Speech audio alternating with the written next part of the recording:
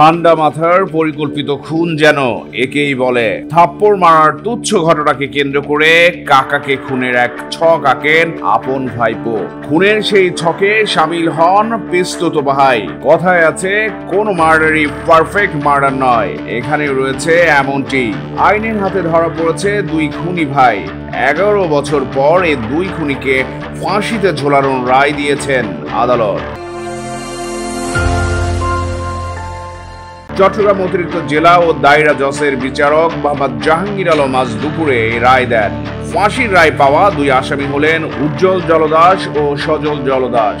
অতিরিক্ত public prosecutor advocate Mohammad Sarwar Hossain Lablu Chattogram প্রতিদিনকে বলেন, খুনের মামলায় আদালত দুই আসামি উজ্জ্বল জলদাস ও সজল জলদাসকে ফাঁসির আদেশ দিয়েছেন।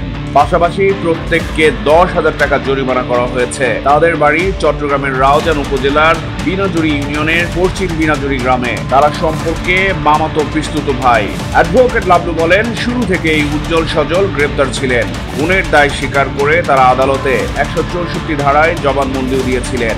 এবার আসা যাক খুনের গল্পে। 2013 সালের ঘটনা। রাউজানের গহিরা জলদাসপাড়া গ্রামের অসীম জলদাস মাছ ধরাই ছিল তার একমাত্র পেশা। দুটি মাছ ধরবার জালও ছিল তার। বাড়ির লোকজন ও আশপাশের জেলেদের নিয়ে বিভিন্ন জনের পুকুর কিংবা প্রজেক্টে মাছ ধরতেন তিনি। সহকারী জেলেদের দিনের মজুরি দিয়ে বাকি টাকা দিয়ে সংসার চলতো অসীমের। এভাবেই চলছিল জীবন। হঠাৎ একদিন পুকুরে মাছ ধরা শেষে সহকারী জেলেদের টাকা দিতে পারেনি অসীম। কারণ যে পুকুর থেকে তারা মাছ ধরছিলেন সেই পুকুরের মালিক টাকা দেননি। এদিকে সহকারী জেলেদের মজুরি না দেওয়ায় কাকার সঙ্গে তর্কে জড়ান ভাইপো উজ্জ্বল। কথা কাটাকাটির এক পর্যায়ে উজ্জ্বলকে থাপ্পড় মারেন অসীম। এই থাপ্পড়ই যে কাল হবে তা জানতেন না অসীম। থাপ্পড়ের প্রতিশোধ নিতে কাকাকে একেবারে খুন করবার পরিকল্পনা করেন উজ্জ্বল। আর সেই খুনের সঙ্গী পিস্তুত ভাই সজল জলদাসকে দিয়ে রাঙামাটি থেকে আনেন মদ। 7 জুলাই রাত বাজার থেকে ঘরে ফিরলেন অসীম। এ সময় তাকে মদের বোতল দেখিয়ে লোভের ফাঁদ পাতেন উজ্জ্বল। সেই ফাঁদে পা দেন অসীম। উজ্জ্বল তাকে বাইরে আসতে বলেন। একজন লোক ডাকছে, স্ত্রীকে এমন অজুহাত দেখিয়ে মদ খেতে ঘর থেকে বেরিয়ে যান অসীম। উজ্জ্বল সজল মিলে অসীমকে নিয়ে যান নির্জন এক স্থানে। এরপর তাকে মদ খাওয়াতে থাকেন। অতিরিক্ত মদ খেয়ে এক পর্যায়ে বমি করতে থাকেন অসীম। এই সুযোগটিরই অপেক্ষায় ছিলেন উজ্জ্বল সজল। বমি করতে থাকা অসীমের গলায় ছুরি চালিয়ে দেন উজ্জ্বল সজল।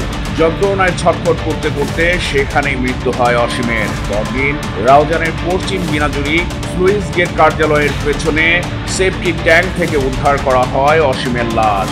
এদিকে এই ঘটনায় ওই দিনই অসীমের স্ত্রী সাবিত্রী জলদাস রাউজান থানায় খুনের মামলা করেন। তথ্য প্রমাণ পেয়ে 12 জুলাই উজ্জ্বল ও সজলকে গ্রেপ্তার করে পুলিশ।